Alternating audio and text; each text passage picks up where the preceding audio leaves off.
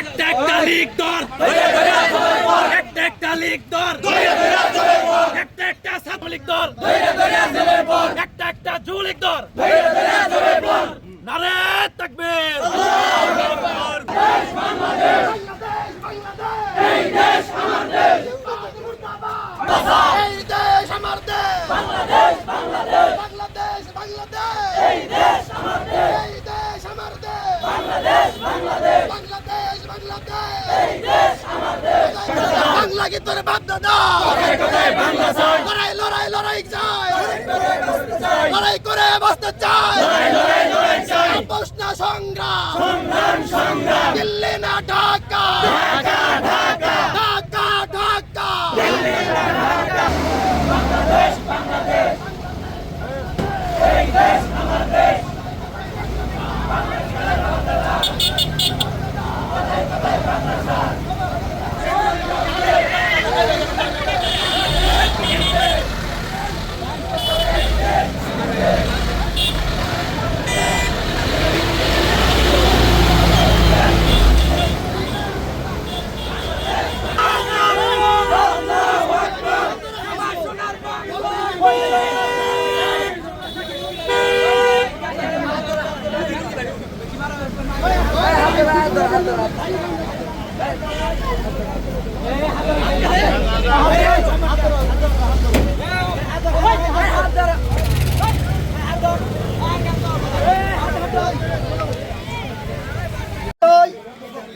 আওয়ামী লীগের উদ্দেশ্য বলতে চাই, বাংলাদেশের জন্য আওয়ামী লীগের চ্যাপ্টার ক্লোজ হয়ে গেছে, আর কখনো খোলা হবে না। আওয়ামী লীগের স্বপ্ন, যে স্বপ্ন তারা দেখছে যে এই দেশে আবার রাজনীতি করবে, এটা আর কোনোদিন সম্ভব হবে না। তোমাদের চ্যাপ্টার ক্লোজ। আর আমাদের নেতাদের উপরে গোপালগঞ্জে হামলা করা হয়েছে, এর তীব্র নিন্দা জানাচ্ছি এবং প্রতিবাদ জানাচ্ছি, এবং যারা এই দুষ্কর্মের সাথে জড়িত তাদের অবিলম্বে আইনের আওতায় আনার জন্য প্রশাসনের নিকট দাবি জানাচ্ছি। এবং আরেকটা বিপদ হবে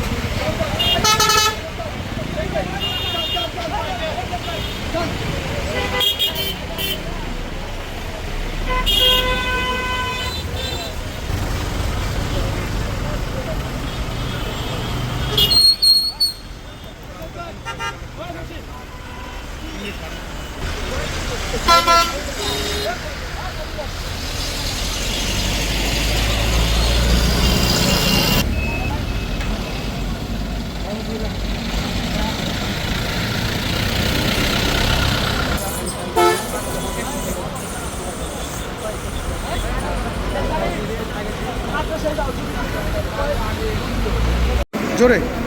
আজকে এনসিপির পদযাত্রায় আপনারা দেখেছেন গোপালগঞ্জের আওয়ামী সন্ত্রাসীরা কিভাবে তাদের উপরে হামলা করেছে, তাদের সমবেত স্থল ভাঙচুর করেছে, মসজিদের মাইকে তারা ঘোষণা দিয়ে দেশীয় অস্ত্রশস্ত্র নিয়ে তাদের উপরে বর্বরোচিত হামলা করেছে।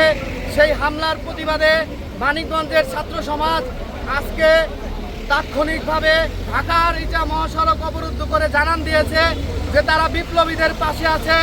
এনসিপি রাজনৈতিকভাবে তারা নতুন, তাদের ভুল ত্রুটি থাকতে পারে, তাদের রাজনৈতিক শক্তিমত্তা নিয়ে প্রশ্ন থাকতে পারে, কিন্তু তাদের সাহস নিয়ে আমাদের কোনো প্রশ্ন নেই।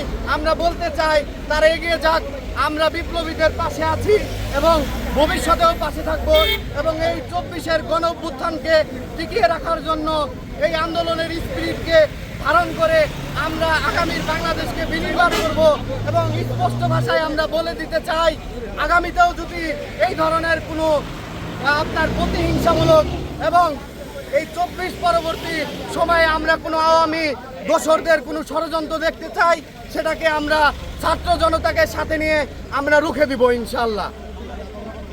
পেয়েছি যে এনসিপির পদযাত্রা গোপালগঞ্জে আমার ছাত্র ভাইদের উপরে যেভাবে হামলা করেছে, তার প্রতিবাদে আজকে আমরা বৈষম্য বিরোধী ছাত্র আন্দোলনের পক্ষ থেকে এখানে ব্লকেটের আয়োজন করেছিলাম এবং এই ব্লকেটের মাধ্যমে আমরা জানান দিচ্ছি যে বাংলাদেশে আওয়ামী লীগদেরকে আমরা যেভাবে পালাতে বাধ্য করেছি, এরপরেও যদি তারা মাথাচাড়া দিয়ে গর্জে উঠতে চেষ্টা করে, তাহলে ছাত্রদের যদি কিছু হয় তাহলে প্রত্যেকটা আওয়ামী লীগের ঘরে ঘরে আগুন জ্বলবে বলে দিলাম।